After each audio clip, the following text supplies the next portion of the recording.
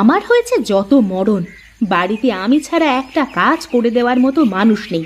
কি করতে যে বাড়িতে বাবা আমাকে বিয়ে দিয়েছিল।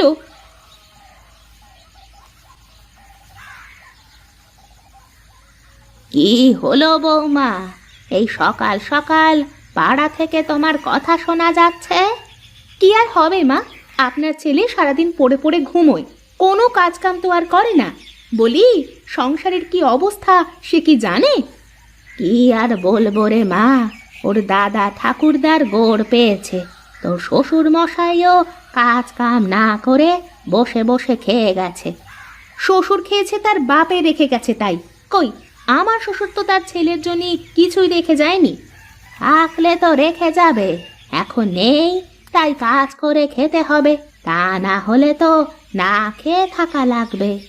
বলি, আপনি একটু আপনার ছেলেকে বোঝান না, কিছু একটা করুক। এভাবে ঘরে শুয়ে শুয়ে কাটালে দুদিন পরে পাতে ভাতও জুটবে না। আমি বলি কি বৌমা, আমার ছেলেটাকে একমাত্র সোজা করতে তুমিই পারো। দরকার নেই মা, পরে আপনি আবার বলবেন আপনার বৌমা দজ্জাল, আপনার ছেলের মাথায় উঠে নাচে। না রে মা, তুই এখন ওকে দিয়ে কাজ করাতে পারিস, তুই ছাড়া তো ও আমার কথা শুনবে না। যার সারাদিন পড়ে পড়ে ঘুমানোর অভ্যাস, সে কি করে কাজ করবে শুনি? কোথাও কাজে গিয়ে যদি ঘুমিয়ে যায় তখন তো সেখান থেকেও তাড়িয়ে দেবে। একদিনে তো আর অভ্যাস দূর হয় না, দু একদিন করতে করতে অভ্যাস হয়ে যাবে। চেষ্টা করে দেখি, তবে এবার যদি আপনার ছেলে আমার কথা না শোনে তাহলে কিন্তু আমি সত্যি সত্যি সব কিছু ফেলে আমার বাপের বাড়ি চলে যাব। হ্যাঁ।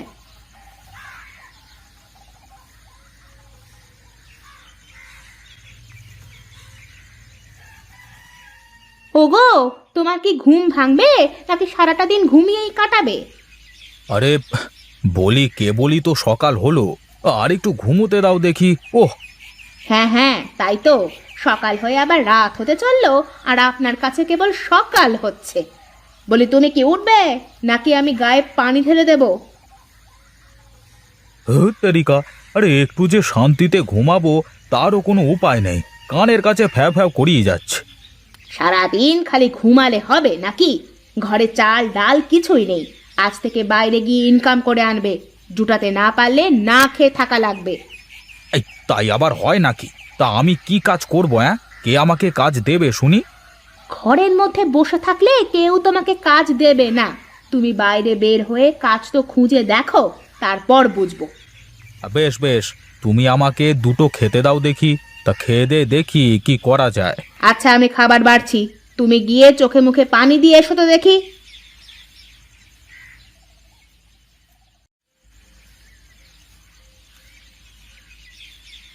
বাপ মহেশ, এভাবে আর শুয়ে বসে থাকলে কি সংসার চলবে? আমি কি করব বলো মা, এই গায়ের লোক তো আমাকে কোনো কাজই দেয় না। তুমি কাজ করতে পারলে তো মানুষ তোমাকে কাজে নেবে। আচ্ছা মা, তুমি বলো, আমি কি কোনোদিন কাজ করেছি? বাবা আমাকে তো সব সময় মাথায় করে রাখতো, তাই না? সেই তো সর্বনাশটা করেছে, তা না হলে কি আজ আমাদের এই দিন দেখা লাগতো? জমিদারি চিরকাল থাকে না বাবা, বসে খেলে যে রাজার গুলাও শুকিয়ে যায়। এখন তো আর আমাদের কিছুই নেই রে বাবা। হ্যাঁ, দাদা মহারাজ ছিল, বাবা জমিদার ছিল, আর এখন ছেলেকে কেউ কাজও দেয় না। এর থেকে ভালো হতো যদি তুমি একটা মেয়ে মানুষ হতে। এবার কিন্তু একটু বেশি বেশি বলে ফেলছো গিন্নি, এই চুপচাপ খেতে দাও দেখি। শোন রে বাবা, দেখ কোনো কাজ কাম পাস নাকি আগে, মাথা গরম করিস নে। কাজই তো মাথা গরম করা, আর ঘর বাড়ির জিনিসপত্রও ভাঙা, তাছাড়া তো আর কিছুই করতে পারে না আপনার ছেলে। আহ, তুমি চুপ করো তো বৌমা, ওকে খেতে দাও।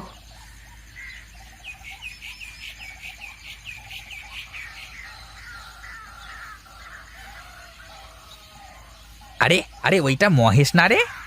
হ্যাঁ হ্যাঁ, এই মহেশদার মতোই তো মনে হচ্ছে। আরে মহেশ যে, আরে আয় আয় এদিকে আয়। কি রে, কোথায় চললি হন হন করে শুনি? কোথায় আর যাব, শান্তি খুঁজতে বের হয়েছি। হ্যাঁ দাদা, শান্তি কি আর রাস্তায় পাওয়া যায়? দোকানে গিয়ে খুঁজতে হবে। আহা, মস্করা করা থামা দেখি। বলি, কোথায় যাচ্ছিলি মহেশ? বাড়িতে অশান্তি, কাজকাম করি নে, বসে বসে খাই। এই কথা শুনতে শুনতে তাই আর পারছি নে। উফ! এমনটাই তো হওয়ার কথা রে। তো কাজ কাম খুঁজে করিস না কেন? তা কে আমাকে কাজ দেবে শুনি? আমি তো কোনো কাজই পারি নে। হ্যাঁ, কি বলো দাদা? কোদাল তো মারতে পারো, গায়ে তো শক্তি আছে, তাই না? আরে শুধু গায়ের শক্তি দিয়ে কি হবে?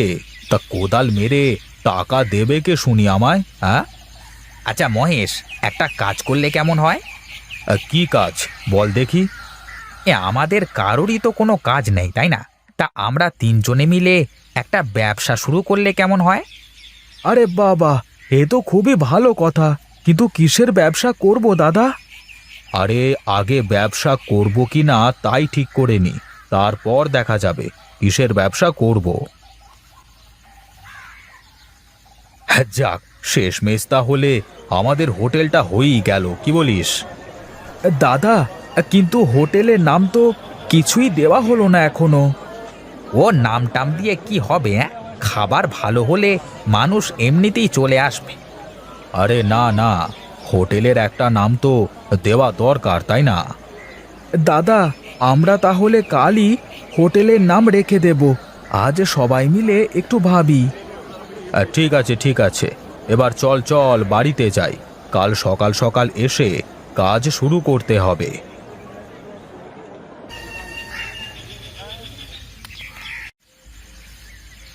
কি গো, তাহলে শেষমেশ একটা কাজের ব্যবস্থা হলো? হ্যাঁ হলো, ওই আর কি।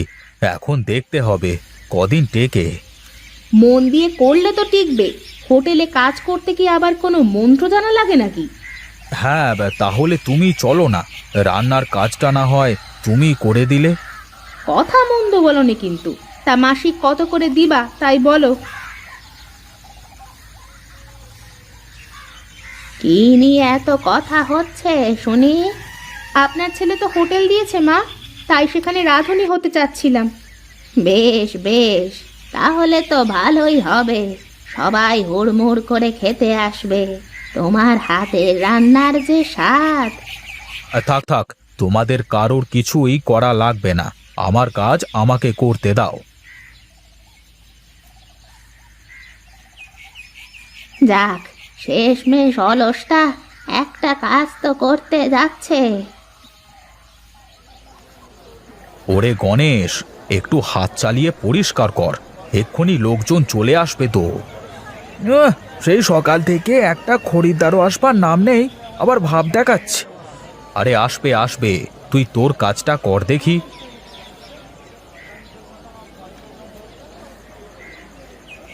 কি রে, কিছু বলবি নাকি? বলি, এত যে রান্না করলাম, এখন তো কোনো লোকজনের আসবার ভাবই দেখিনে। কি যে হবে? আরে চিন্তা করিস নে, দেখিস আমাদের এই বেগুন পোড়া হোটেলে সবাই খেতে আসবে।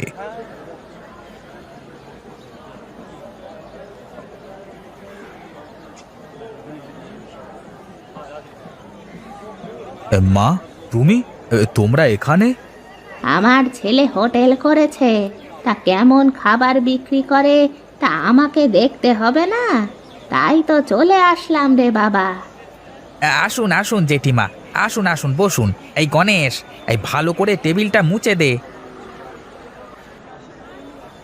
তোমাদের হোটেলে সব থেকে ভালো খাবার কিন্তু আমরা খাবো। হ্যাঁ ঠিক আছে জেঠিমা।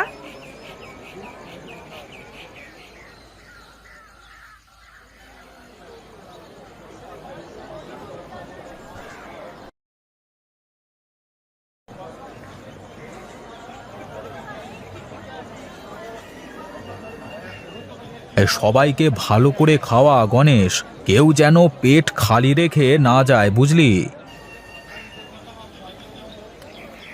হ্যাঁ দাদা, হ্যাঁ সবাই একদম খেয়ে ফিসে দিচ্ছে। এই বেগুন পোড়ানোর হোটেলে এখন থেকে মানুষ এভাবেই খাবে রে গণেশ। যা যা দেখ, কার কি লাগবে দেখ।